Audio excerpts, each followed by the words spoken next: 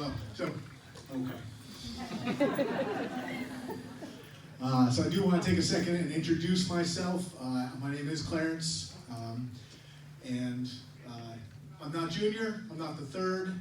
So if you think that was confusing growing up, you'd be darn right. My father, never missing an opportunity to take advantage of a situation, always had a great deal of fun when I was in high school, and girls would call the house asking for Clarence. Thanks, Dad. So before I really get rolling on him, I wanted to take a second and just talk to Marie. And you know, Marie, there's not many opportunities in life where we get to express our feelings and our emotions. It's weird in other places, but here I have an opportunity, and I just want to say that I can't tell you how much I'm happy that you two have found each other. I'm so happy that you make each other so happy. It's amazing. My children adore you. We adore you. Welcome. She looks great tonight, right? Who thinks she looks great tonight?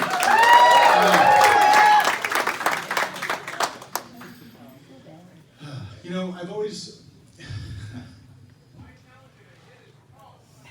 ever since becoming a father myself, I've had a great deal of appreciation for the sacrifices that my father put into me growing up. And one of the biggest things I realized is that fathers carry pictures of their children in their wallet where their money used to be.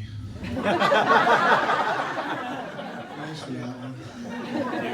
Okay, so I've had a really hard time putting this all together, right? Because it's not easy to make fun of your father. And so one night it just occurs to me. I'm like, wait, I don't have to make fun of him. I can just embarrass the crap out of him. So I'm going to give you, before we get to that, I'm just going to give you a couple of quick stories so you can kind of understand the person, the man, who he is, right? So my father's always had an interesting way of dealing with different problems, right? So if bumblebees ever infest your house, like up in the eaves, you can just sit on the porch and take them out one by one with a shotgun. He's always been a very supportive father. He's always been there for me.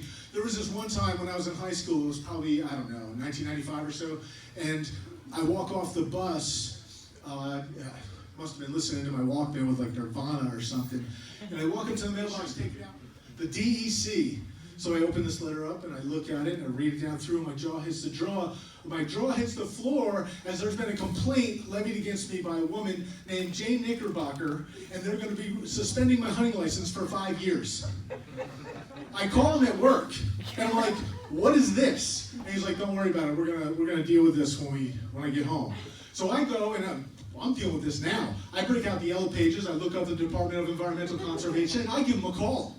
And I'm like, what on earth is going on? And of course, the secretary has absolutely no idea what I'm talking about. 2.5 days until he tells me that he sent the letter. Happy April Fools! So I'm supposed to recognize, and he says, well, it's a self-addressed stamp, or it's an address stamped envelope with a stamp. But there was no postage mark. You should have recognized it. You always had to recognize it, right? Like when I was sneaking in to look at the Christmas gifts, and I walk into, I knew my father by now, so I'm walking into the bedroom, looking for the string. I step over the string, walk up to the closet, feel up across the top, find the matches that are hanging up there.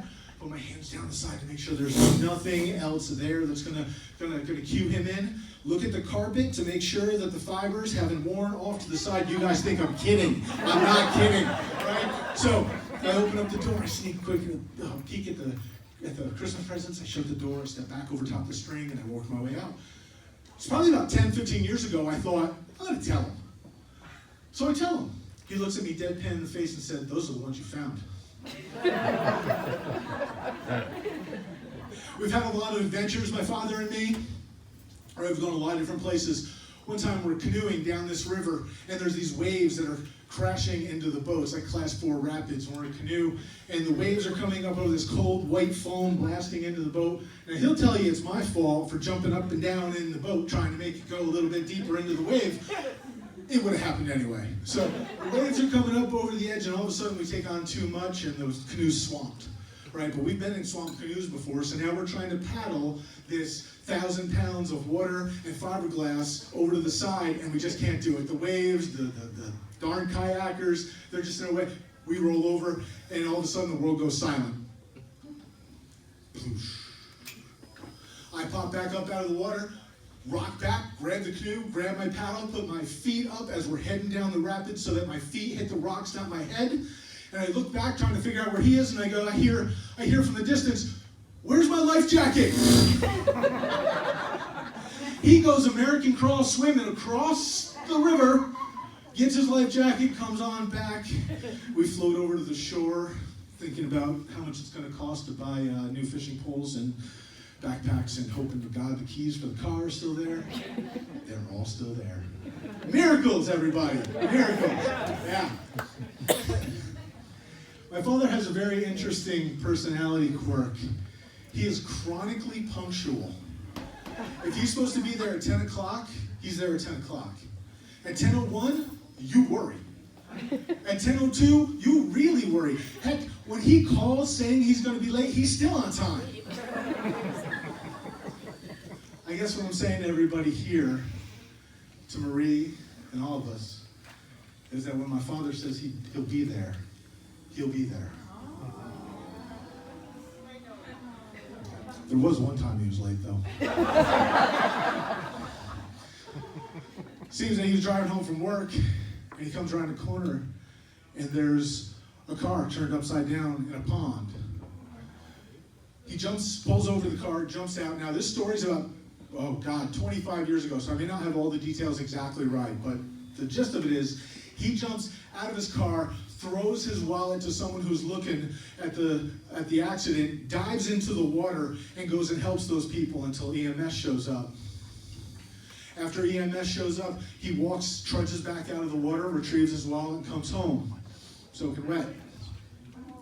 The next day in the paper, the reporters talked about the sheriff's department and the firefighters and the EMS and the quick response, and there was absolutely no mention of this sandy-haired man in work boots who dove into the water.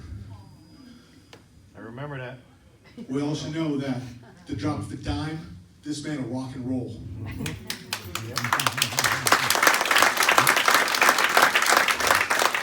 And you all also know that he's a hero to more people than just me. Got time for one more? Sure. We doing okay? Yeah. Yeah. My father's a fantastic athlete. Always has been. Doesn't matter what it is, he's a great athlete. Golf club,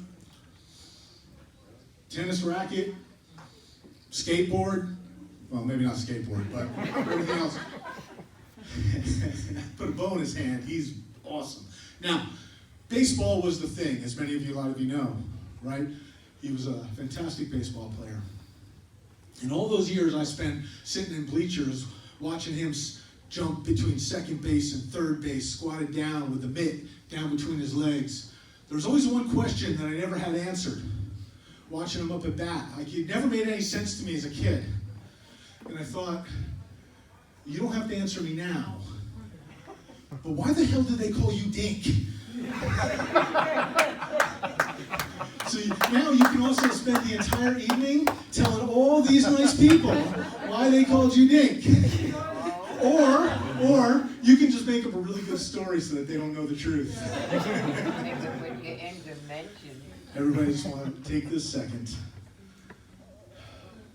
And all the times that we have spent together, freezing to death in tents, and in snow caves, climbing mountains with no water, from deserts to swamps, alligators, sidestepping rattlesnakes,